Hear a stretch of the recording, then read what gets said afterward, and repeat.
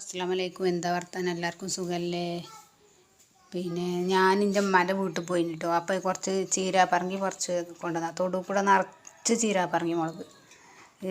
നിങ്ങളവിടെ ഇതിനെന്താ പറയുക? ചീരാപ്പറങ്കി തന്നെയാണോ നിങ്ങളുടെ അവിടേക്ക് പറയുക?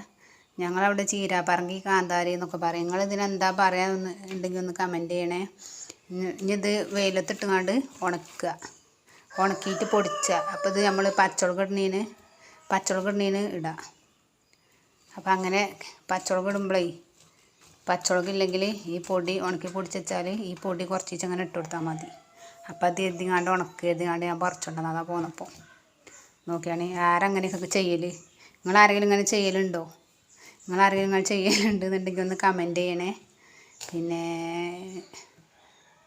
വീഡിയോ ഇഷ്ടമായാൽ ഷെയർ ചെയ്യുക, ലൈക്ക് ചെയ്യുക, സപ്പോർട്ട് ചെയ്യുക.